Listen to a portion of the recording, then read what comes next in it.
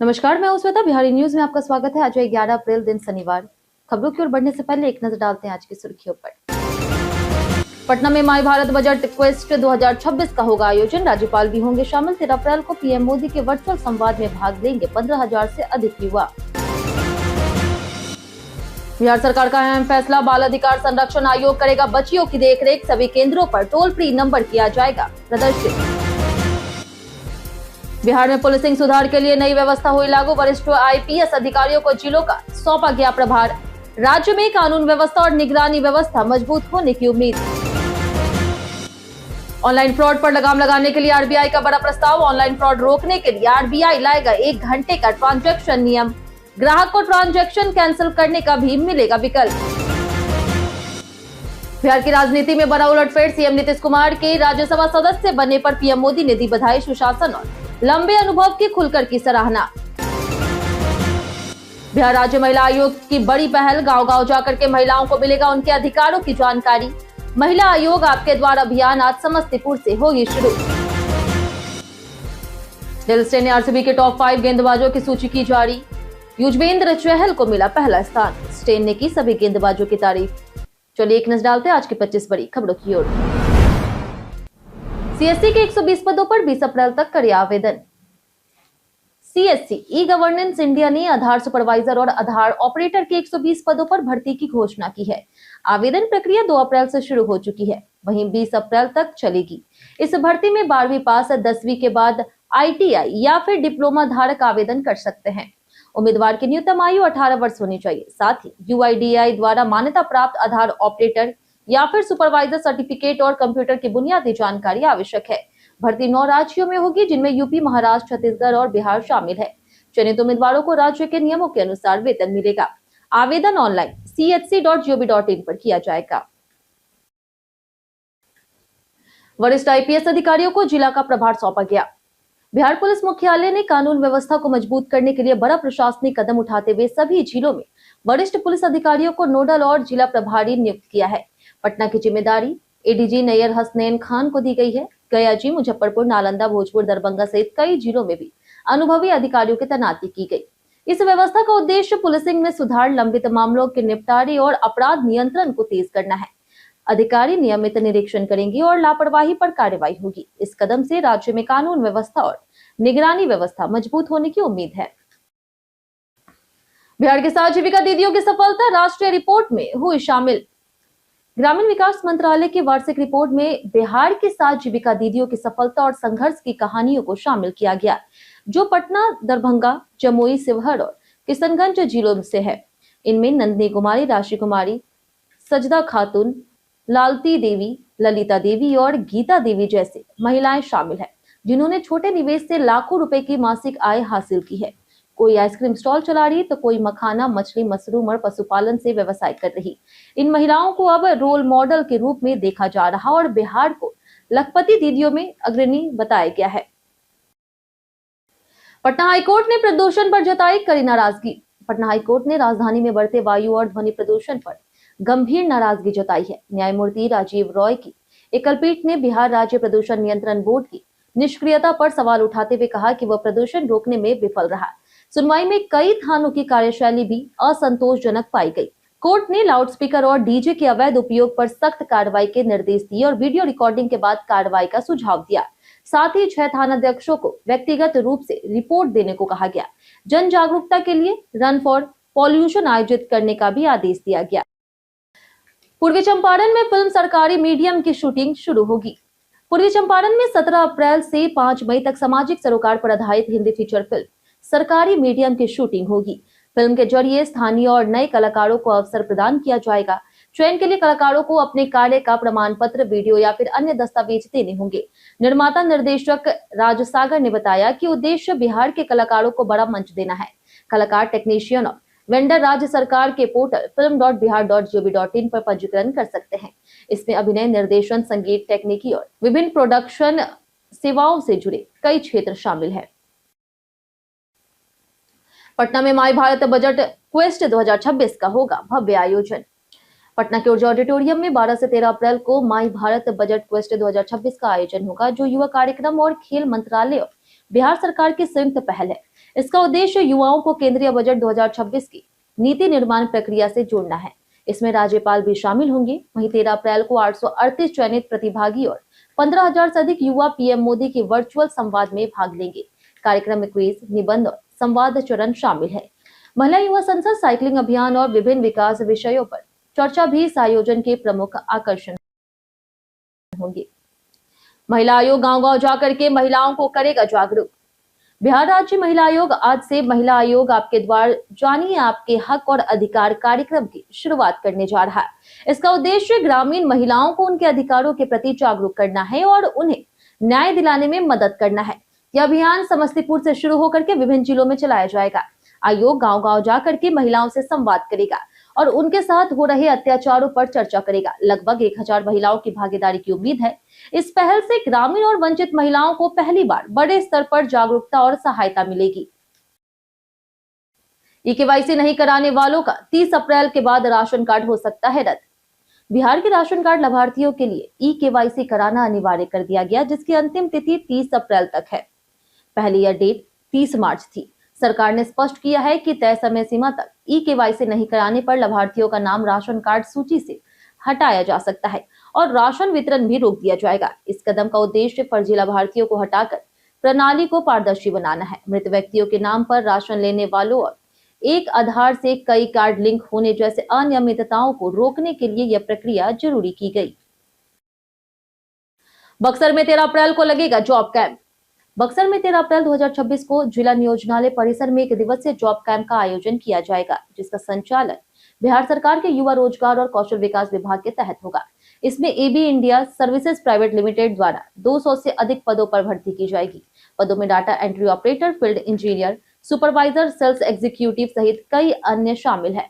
वेतन 8,000 से लेकर के 18,000 रुपए तक होगा। शैक्षणिक योग्यता 10वीं से लेकर के MBA या फिर बीटेक तक निर्धारित है। उम्मीदवार को NCS पोर्टल पर पंजीकरण और बायोडाटा, आधार कार्ड साथ लाना होगा। यह अवसर बेरोजगार युवाओं के लिए महत्वपूर्ण है। मई से शुरू होगी पटना की नई इलेक्ट्रिक बसें। पटना में सार्वजनिक परिवहन को मजबूत करने के लिए बिहार परिवहन विभाग इलेक्ट्रिक लग्जरी बस सेवा शुरू करने जा रहा है, जिसकी शुरुआत मई से होने की संभावना है। 4 बसें गांधी मैदान से अटल पथ, JP सेतु होते हुए सोनपुर और हाजीपुर रेलवे स्टेशन तक चलेगी। यह रूट करीब 20 से अधिक इलाकों को जोड़कर लाखों लोगों को सुविधा देगा। खास करके अटल पथ के निवासियों को पहली बार सीधी कनेक्टिविटी मिलेगी। बसें आधुनिक सुविधाओं से लैस और प्रदूषण मुक्त होगी। यह सेवा जाम कम करने, समय बचाने और सस्ती यात्रा देने में मदद करेगी। गोपालगंज ने भोजपुर को हरा करके अंडर 23 वनडे ट्रॉफी जीती।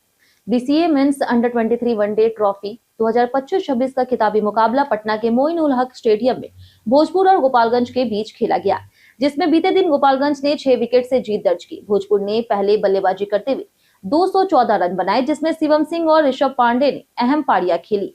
जवाब में गोपालगंज ने 217 रन बना करके लक्ष्य हासिल कर लिया, जिसमें अंकित यादव ने नाबाद 62 रन बनाए। गेंदबाजी में प्रशांत कुमार ने 4 विकेट लेकर के शानदार प्रदर्शन किया और प्लेयर ऑफ द मैच बने। टूर्नामेंट का समापन पुरस्कार वितरण के साथ हुआ। नीना गुप्ता और संजय मिश्रा की वध 2 OTT पर हुई हिट। फिल्मों की विविधता के बीच क्राइम थ्रिलर वध 2 OTT पर दर्शकों का ध्यान खींच रही। नीना गुप्ता और संजय मिश्रा स्टारर यह फिल्म थिएटर में खास प्रदर्शन नहीं कर पाई, लेकिन नेटफ्लिक्स पर रिलीज होते ही इससे अच्छी प्रतिक्रिया मिल रही। 2 घंटे 8 मिनट की इस फिल्म को IMDb पर अच्छी रेटिंग मिली। कहानी मध्य प्रदेश के जेल में एक कैदी की रहस्यमयी गुमशुदगी और न्याय नैतिकता के सवालों पर आधारित है। फिल्म का निर्देशन जसपाल सिंह संधू ने किया और इसमें कुमुद मिश्रा सहित कई कलाकारों ने अहम भूमिका निभाई। ऑनलाइन फ्रॉड रोकने के लिए RBI लाएगा 1 घंटे का ट्रांजैक्शन नियम। RBI ऑनलाइन धोखाधड़ी को रोकने के लिए डिजिटल भुगतान सुरक्षा में नए सख्त नियम लागू करने पर विचार कर रहा है। प्रस्ताव के अनुसार 10,000 रुपए से अधिक के नए अकाउंट में ट्रांसफर पर 1 घंटे का समय अंतराल लागू किया जा सकता है, जिससे ग्राहक ट्रांजैक्शन को कैंसिल भी कर सकेंगे। यह कदम APP फ्रॉड को रोकने के लिए है, जो बड़े पैमाने पर नुकसान का कारण बनते हैं। मर्चेंट पेमेंट, ई-वेंडेंट और व्हाइट लिस्टेड खातों पर यह नियम लागू नहीं होगा। बैंक संदिग्ध ट्रांजैक्शन पर अलर्ट और अतिरिक्त वेरिफिकेशन भी करेगा। रोहतास में भीषण आग से 500 बीघा गेहूं की फसल हुई खाक। रोहतास जिले के दावत प्रखंड में भीषण आग लगने से 5 गांव देवड़ी, महुआड़ी, सहीनाव, हीरापुर और विधवा में लगभग 500 बीघा गेहूं की खड़ी फसल जलकर राख हो गई। आग की शुरुआत डेवड़ी गांव से हुई और तेज हवा के कारण तेजी से फैल गई। ग्रामीणों ने बचाव की कोशिश की, लेकिन शुरुआत में आग पर काबू नहीं पाया जा सका। बाद में फायर ब्रिगेड और स्थानीय लोगों के संयुक्त प्रयास से आग बुझाई गई। इस हादसे में किसानों को भारी आर्थिक नुकसान हुआ है और प्रशासन द्वारा क्षति का आकलन किया जा रहा। बाल अधिकार संरक्षण आयोग करेगा बच्चियों की देखरेख। बिहार में आंगनबाड़ी केंद्रों और कस्तूरबा विद्यालयों में पढ़ने वाली बच्चियों की सुरक्षा और देखरेख की जिम्मेदारी अब बाल अधिकार संरक्षण आयोग को सौंपी गई है। आयोग समय समय पर छात्राओं से मिलकर के उनकी समस्याओं का समाधान करेगा और उन्हें उनके अधिकारों की जानकारी देगा। सभी विद्यालयों और केंद्रों पर टोल फ्री नंबर 1098 प्रदर्शित किया जाएगा ताकि बच्चियां तुरंत संपर्क कर सके। राज्य में 647 कस्तूरबा विद्यालय है जहां 8 से 16 वर्ष की छात्राएं पढ़ती है। आयोग ने कहा है कि बच्चों को सुरक्षित और बेहतर माहौल देना उनकी प्राथमिकता होगी। पटना पुलिस ने सोना लूट कांड का किया खुलासा। पटना में कस्टम अधिकारी बनकर गुजरात के स्वर्ण कारोबारी से 14.900 किलोग्राम सोने की लूट मामले का खुलासा किया गया। मेहंदीगंज इलाके में 3 आरोपी अमरनाथ उर्फ गोपी, आदित्य गिरी और संजय कुमार को गिरफ्तार किया गया। उनके पास से सोना, नकदी और हथियार बरामद हुए। एसएसपी कार्तिकेय शर्मा के अनुसार मुख्य आरोपी ने 1.5 साल तक कारोबारी की रेकी की और यूट्यूब से कस्टम अधिकारी बनने की योजना बनाई। वारदात में 8 से 9 अपराधी शामिल थे जो लूट के बाद ट्रेन से फरार हुए थे। पुलिस ने अन्य आरोपियों की तलाश में छापेमारी शुरू कर दी है। बिहार सरकार ने स्वास्थ्य विभाग में बनाई मूल्य अनुश्रवण कमेटी। बिहार सरकार ने स्वास्थ्य विभाग के तहत गठित मूल्य अनुश्रवण और संसाधन सोसाइटी यानी कि पीएमआरयू के कामकाज को सुचारू बनाने के लिए कमेटी का गठन किया। यह कमेटी दवाओं और स्वास्थ्य उपकरणों की खरीद का मूल्य निर्धारण, उनकी मॉनिटरिंग और आवश्यक मानव संसाधन की आउटसोर्सिंग के जरिए नियुक्ति का कार्य करेगी ताकि राज्य में स्वास्थ्य संसाधन प्रबंधन मजबूत हो सके।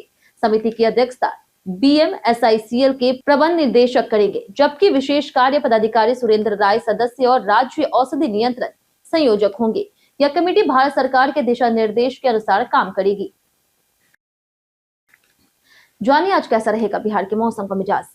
मौसम विभाग के अनुसार अगले 3 से 4 दिनों में राज्य के अधिकतम तापमान में 4 से 6 डिग्री सेल्सियस तक वृद्धि होने की संभावना है। वहीं अगले 2 से 3 दिनों में न्यूनतम तापमान भी 2 से 4 डिग्री तक क्रमिक रूप से बढ़ सकता है। पूरे राज्य में मौसम शुष्क रहने की संभावना जताई गई है। आज का अधिकतम तापमान 32 से 34 डिग्री और न्यूनतम तापमान 20 से 22 डिग्री सेल्सियस के बीच रह सकता है। कुल मिलाकर के आने वाले दिनों में गर्मी बढ़ेगी और मौसम साफ और शुष्क बना रहेगा। पीएम मोदी ने नीतीश कुमार को दी राज्यसभा सदस्य बनने पर बधाई। बिहार की राजनीति में बड़ा बदलाव हुआ है, जहां मुख्यमंत्री नीतीश कुमार ने राज्यसभा सांसद के रूप में शपथ लेकर के नई राजनीतिक भूमिका शुरू की है। उन्हें उपराष्ट्रपति सीपी राधाकृष्णन ने शपथ दिलाई। प्रधानमंत्री नरेंद्र मोदी ने बधाई देते हुए उनके अनुभव और सुशासन की सराहना की। नीतीश के राज्यसभा जाने से बिहार में नेतृत्व परिवर्तन की चर्चाएं तेज हो गई है। साथ ही हरिवंश को भी राष्ट्रपति द्वारा फिर से राज्यसभा के लिए मनोनीत किया गया। नीतीश अब चारों सदनों में काम करने वाले चुनिंदा नेताओं में शामिल हो गए, जो एक बड़ा राजनीतिक रिकॉर्ड है। तेजस्वी यादव ने सीएम नीतीश के राज्यसभा शपथ पर साधा निशाना। सीएम नीतीश कुमार के राज्यसभा सांसद बनने के बाद बिहार की राजनीति में बयानबाजी तेज हो गई।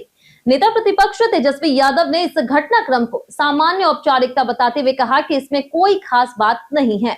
उन्होंने तंज कसते हुए सवाल किया कि क्या प्रधानमंत्री पद की शपथ ली गई है, जो इतनी चर्चा हो रही। तेजस्वी ने आरोप लगाया कि सीएम नीतीश कुमार को राजनीतिक दबाव में राज्यसभा भेजा गया और उनकी स्थिति अपमानजनक हो गई है। उन्होंने सरकार पर कानून व्यवस्था, शिक्षा, स्वास्थ्य और बेरोजगारी के मुद्दों पर विफलता का आरोप लगाते हुए गंभीर सवाल उठाए।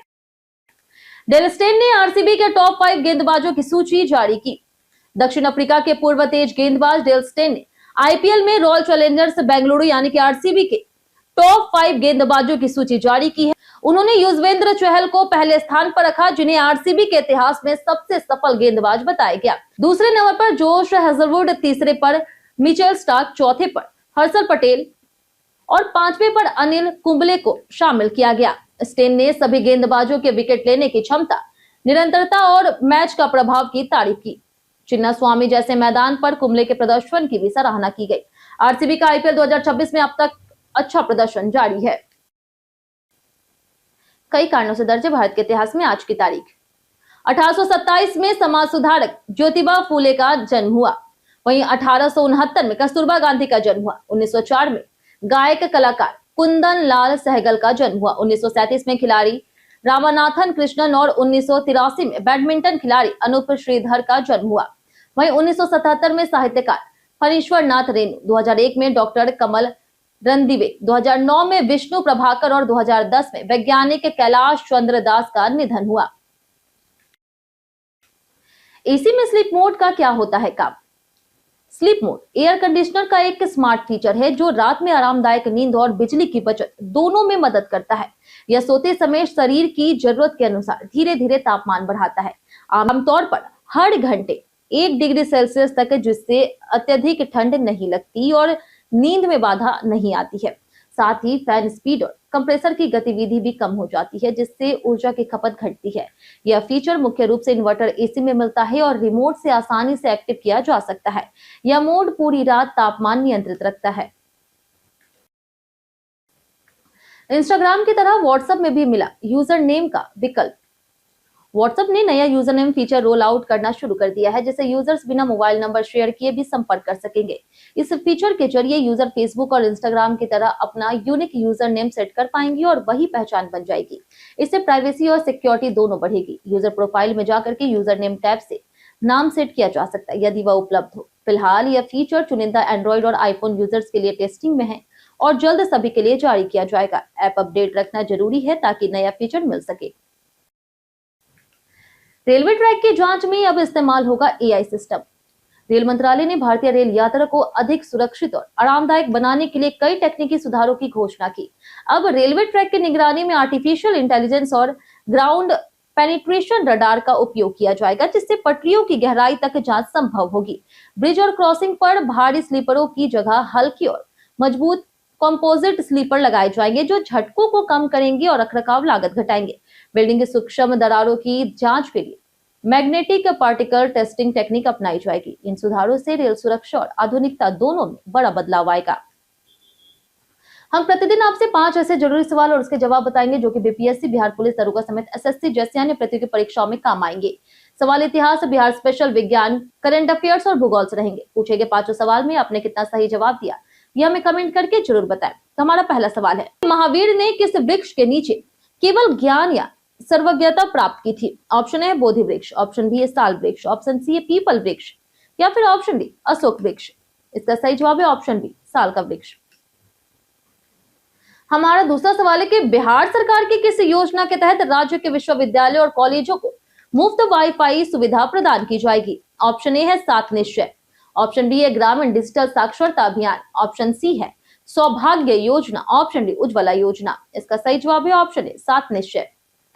हमारा तीसरा सवाल है कि Bihar state wide area network को लागू करने के लिए नोडल एजेंसी कौन सी कंपनी है? ऑप्शन ए है भारतीय नवीकरणीय ऊर्जा विकास एजेंसी लिमिटेड, ऑप्शन बी है बेल्ट्रॉन, ऑप्शन सी है एकीकृत पर्यावास मूल्यांकन के लिए ग्रीन रेटिंग, ऑप्शन डी है वैकल्पिक जल ऊर्जा केंद्र।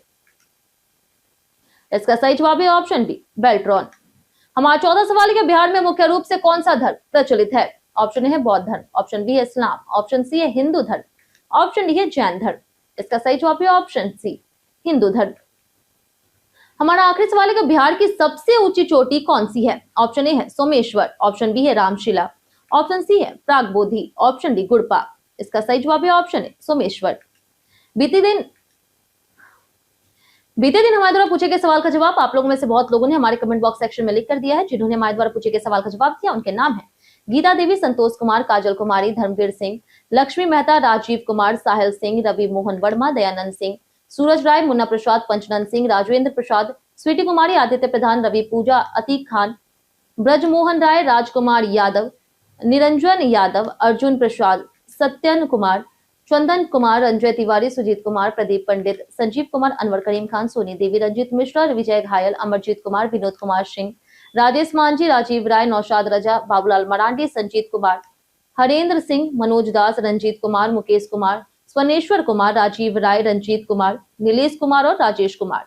इसी के साथ बढ़ते आज के सवाल की। आज का सवाल है, आपके हिसाब से सबसे बड़ी समस्या बेरोजगारी है या फिर महंगाई?